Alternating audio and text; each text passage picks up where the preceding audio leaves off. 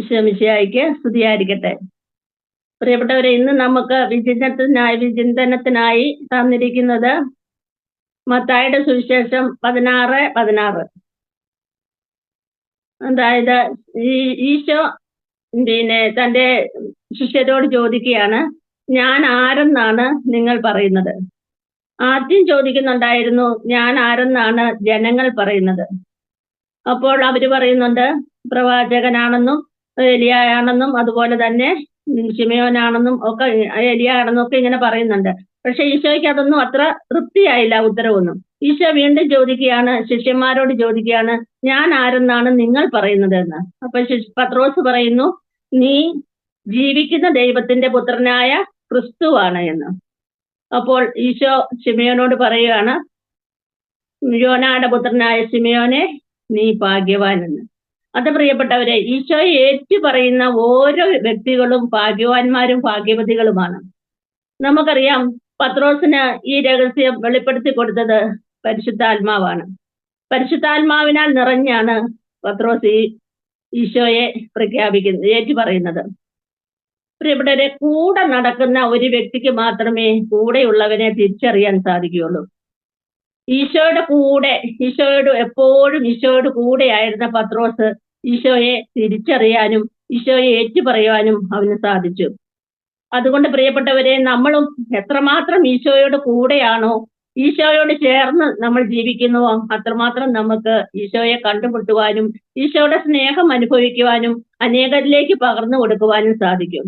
നമുക്കറിയാം, ഒരു പ്രസംഗം കൊണ്ടോ പ്രഘോഷണം കൊണ്ടോ മാത്രമല്ല ഈശോയെ നമുക്ക് മറ്റുള്ളവർക്ക് വെളിപ്പെടുത്തി കൊടുക്കുവാൻ സാധിക്കുന്നത്. നമ്മുടെ ഓരോരുത്തരുടെയും ജീവിത സാക്ഷ്യം കൊണ്ട് ഈശോയെ വെളിപ്പെടുത്തി കൊടുക്കുവാൻ നമുക്ക് സാധിക്കും.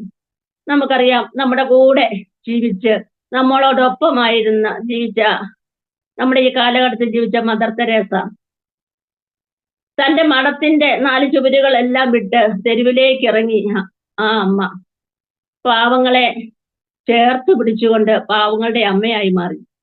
തെരുവീതികളിലും കടത്തണ്ണകളിലും ഒക്കെ ഉപേക്ഷിക്കപ്പെട്ട കുഞ്ഞുങ്ങളെ തന്റെ മാറോട് ചേർത്ത് പിടിച്ച് അവർക്ക് യേശുവിന്റെ സ്നേഹവും ചൂടും ജൂരും ഒക്കെ കൊടുത്ത് വളർത്തി. അതുപോലെ അലഞ്ഞു തിരിഞ്ഞ രോഗികളെയും മാനസിക രോഗികളെയും മറ്റുള്ളവരെയും എല്ലാം കൂട്ടിച്ചേർത്ത് അവർക്ക് വേണ്ടതെല്ലാം നൽകി അവരെ പരിചരിച്ചു. അവർക്ക് ഭക്ഷണവും വസ്ത്രവും കൊടുത്ത് അവർക്ക് സൗഖ്യം കൊണ്ട് രോഗസൗഖ്യം നൽകുന്നതിനു വേണ്ടി അവരെ ശുശ്രൂഷിച്ച മദർ തെരേസ. ആ മദർ തെരേസ തന്റെ പ്രസംഗം കൊണ്ടോ ഒന്നുമല്ല മനുഷ്യരെ ദൈവത്തെ കാണിച്ചു കൊടുത്തത്. യേശുവിനെ ലോകത്തിന് മുമ്പിൽ ഏറ്റു പറഞ്ഞത് തന്റെ ജീവിത സാക്ഷ്യം കൊണ്ടാണ്. അതുപോലെ നമുക്കറിയാം, റാണി മരിയ ആദിവാസികൾക്ക് വേണ്ടി തന്റെ ജീവനും ജീവിതവും അവർക്ക് വേണ്ടി ഒഴിഞ്ഞു വെച്ചത്. മേലാളന്മാരുടെയും അതുപോലെ അധികാരികളുടെയും ഒക്കെ മുമ്പിൽ ചങ്കുറ്റത്തോടെ നിന്ന് യേശുവിനെ അവർക്ക് പകർന്നു കൊടുത്തുകൊണ്ട് അവരെ ഉത്തേജിപ്പിച്ചത്. അതുകൊണ്ട് പ്രിയപ്പെട്ടവരെ, നമ്മുടെ ജീവിതം കൊണ്ട് നമുക്ക് യേശുവിനെ കാണിച്ചു കൊടുക്കാൻ സാധിക്കണം. നമുക്കറിയാം, ഈ ഫ്രാൻസിസ് അസീസി, 2ാം ക്രിസ്തു എന്നറിയപ്പെടുന്ന ഫ്രാൻസിസ് അസീസിയെ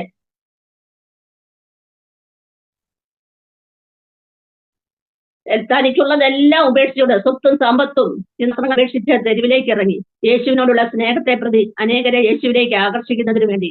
അപ്പോൾ അസീസിയുടെ അപ്പന് അത് ഇഷ്ടപ്പെടായികയാൽ അപ്പൻ അസീസിയനെ പിടിച്ച് ഒരു മുറിക്കകത്തിട്ട് പൂട്ടി കഴിഞ്ഞപ്പോൾ എന്നിട്ട് ആ അപ്പൻ ഒരു മോശമായി നടക്കുന്ന ഒരു സ്ത്രീയെ കണ്ടുമുട്ടി ആ സ്ത്രീയോട് പറയുകയാണ്, ഞാൻ അവനെ മുറിക്കുള്ളിൽ പൂട്ടിയിട്ടിട്ടുണ്ട്, നീ ആ മുറിക്കുള്ളിൽ കടന്നു ചെന്ന് അവനെ പാപം ചെയ്യാൻ പ്രേരിപ്പിക്കണം, അവനെ പാപം ചെയ്യിക്കണം, പാപം ചെയ്തു കഴിഞ്ഞാൽ അവന് പിന്നെ ഇത് വിട്ടിട്ട് പോവുകയില്ല, അവൻ ഈ വീട് വിട്ടിട്ട് ഒരിടത്തേക്കും പോവുകയില്ല എന്ന്.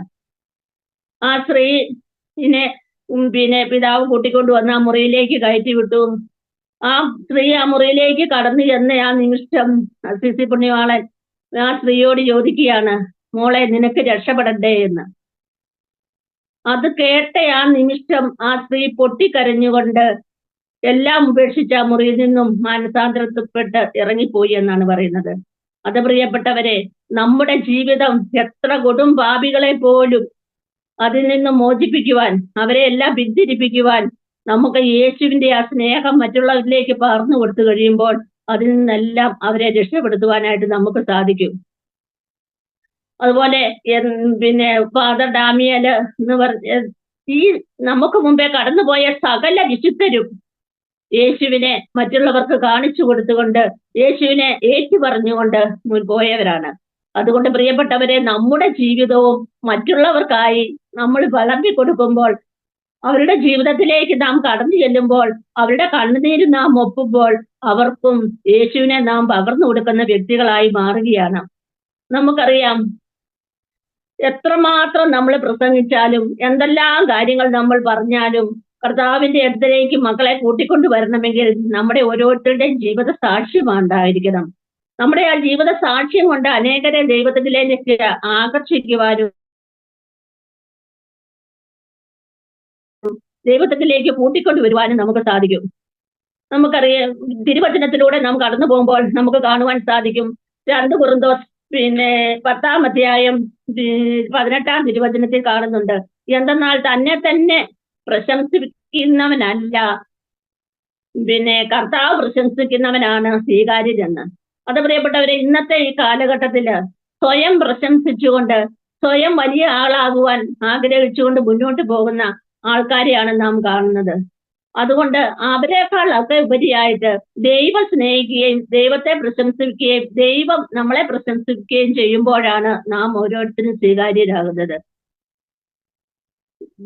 പത്രോസ് ഏറ്റുപറഞ്ഞു, നീ ജീവിക്കുന്ന ദൈവത്തിന്റെ പുത്രനായ ക്രിസ്തുവാണെന്ന് ഏറ്റുപറഞ്ഞപ്പോൾ പത്രോസിനോട് നീ ഭാഗ്യവാൻ എന്ന് പറഞ്ഞു.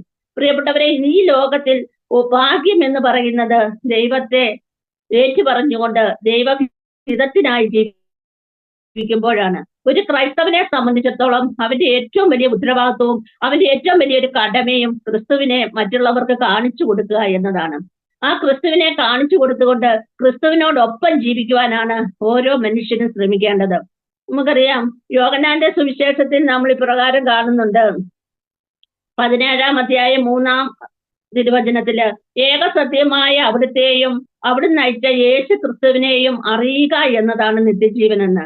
പ്രിയപ്പെട്ടവരെ, ഒരു ക്രൈസ്തവൻ ക്രിസ്ത്യാനി എന്ന് പറയുമ്പോൾ ക്രിസ്തുവിനെ അനുഗമിക്കുന്നു എന്ന് നാം പറയാറുണ്ട്. എന്നാൽ ക്രിസ്തുവിലായിരിക്കുക എന്നുള്ളതാണ് ഏറ്റവും വലിയ കാര്യം. അതായത് ക്രിസ്തുവിനെ അറിഞ്ഞുകൊണ്ട് ക്രിസ്തുവിലായിരുന്നു കൊണ്ട് ക്രിസ്തുവിനെ നേടുക എന്നതാണ്. ക്രിസ്തുവിനെ നേടി മറ്റുള്ളവരിലേക്ക് അത് പകർന്നു കൊടുക്കുക എന്നുള്ളതാണ് നമ്മുടെ ഓരോരുത്തരെയും കടമ. അതുകൊണ്ട് ക്രിസ്തു ആരാണെന്ന് നാം അറിയണം. ക്രിസ്തു എന്താണെന്ന് നാം മനസ്സിലാക്കണം. ക്രിസ്തുവിന്റെ ആ വലിയ സ്നേഹം മനസ്സിലാക്കി കഴിഞ്ഞാൽ ഓരോ വ്യക്തിക്കും മറ്റുള്ളവരിലേക്ക് ക്രിസ്തുവിനെ പകർന്നു കൊടുക്കുവാൻ സാധിക്കും. ഇന്ന് നമ്മുടെ ചുറ്റുമുള്ളവരിലേക്ക് നാം കടന്നു ചെന്നുകൊണ്ട് അവരുടെ കണ്ണീരൊപ്പിക്കൊണ്ട് അവർക്ക് സാന്ത്വനം അറിയിക്കൊണ്ട് നാം കടന്നു ചെല്ലുമ്പോൾ, അവർക്ക് ആഹാരമായി വസ്ത്രമായി നാം കടന്നു ചെല്ലുമ്പോൾ അവരുടെ എല്ലാം മുമ്പിൽ നാം ക്രിസ്തുവിനെ ഏറ്റുപറയുകയാണ് ചെയ്യുന്നത്. ക്രിസ്തുവിനെ ഏറ്റുപറയാത്ത ഒരു ഈശോ പറയുന്നുണ്ട്, തിരുവചനത്തിൽ ഇപ്രകാരം പറയുന്നുണ്ട്, എന്നെ ഏറ്റുപറയുന്നവരെ മനുഷ്യരുടെ മുമ്പിൽ എന്നെ ഏറ്റുപറയുന്നവരെ കർത്താവിന്റെ ദൈവത്തിന്റെ മുമ്പിൽ ഞാനും ഏറ്റുപറയുമെന്ന്. അതുകൊണ്ട് പ്രിയപ്പെട്ടവരെ, കർത്താവിനെ ഏറ്റുപറയുവാൻ കിട്ടുന്ന ഓരോ അവസരങ്ങളും നാം പാഴാക്കാതെ ക്രിസ്തുവിന് വേണ്ടി ജീവിക്കുവാൻ, ഒരു യഥാർത്ഥ ക്രൈസ്തവനായി ജീവിക്കുവാൻ നമുക്ക് ഓരോരുത്തർക്കും സാധിക്കണം.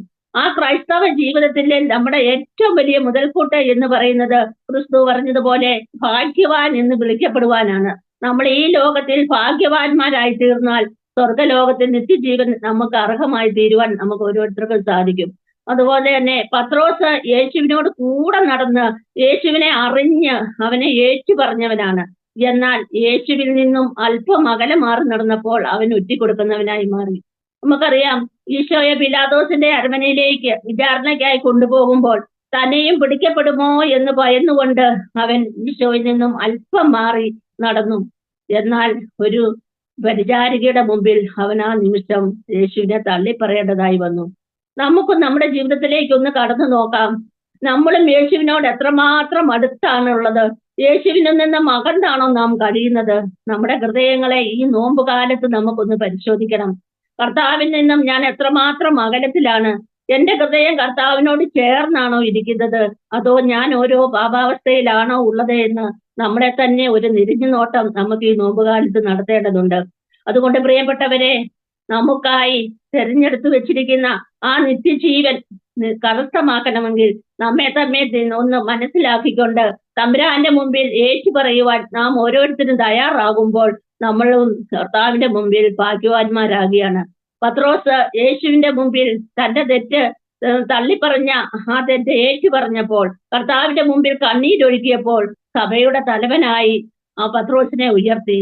അതുപോലെ നമ്മളും തെറ്റുകൾ ഏറ്റു പറഞ്ഞുകൊണ്ട് തമ്പുരാന്റെ മുമ്പിൽ അനുതാപത്തോടെ കടന്നു വരുമ്പോൾ നമ്മളെയും തമ്പുരാൻ നമ്മളെയും നിത്യജീവനിലേക്ക് തമ്പുരാൻ പ്രവേശിപ്പിക്കും. അതുകൊണ്ട് പ്രിയപ്പെട്ടവരെ, ഈ നോമ്പുകാലം ഏറ്റവും ഫലപ്രദമാക്കി മാറ്റുവാനും പത്രോസിനെ പോലെ ഏറ്റു പറഞ്ഞുകൊണ്ട് പിന്നെ മദർ തെരേസയെ പോലെ, അതുപോലെ റാണി മരിയയെ പോലെ, ഫ്രാൻസിസ് അസീസിയെ പോലെ കർത്താവിനെ നമുക്ക് ലോകത്തിന്റെ മുമ്പിൽ കാണിച്ചു കൊടുക്കുവാനും ഏറ്റുപറയുവാനും നമുക്ക് ഓരോരുത്തർക്കും സാധിക്കുമ്പോഴാണ് നാമും ക്രിസ്തുവിന്റെ അനുയായികളായി ക്രിസ്തുവിനെ പോലെ ജീവിക്കുവാനും ക്രിസ്തുവിന്റെ ഒരു പുതിയ പതിപ്പായി മാറുവാനും നമുക്ക് ഓരോരുത്തർക്കും സാധിക്കുകയുള്ളൂ. അതുകൊണ്ട് നമ്മുടെ ജീവിതം ഏറ്റവും ധന്യമായി തീരുവാൻ, ഈ നോമ്പുകാലം അനുഗ്രഹപ്രദമായി തീരുവാൻ നമുക്ക് ഓരോരുത്തർക്കും ആഗ്രഹിക്കുകയും പ്രാർത്ഥിക്കുകയും ചെയ്യാം.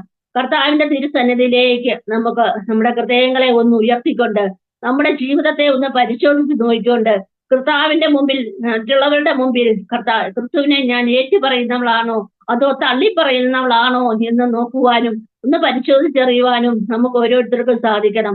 അതിനായി നമ്മുടെ ഹൃദയവും മനസ്സും ഒക്കെ ഈശോയുടെ കരങ്ങളിലേക്ക് സമർപ്പിച്ചുകൊണ്ട്, കർത്താവെ,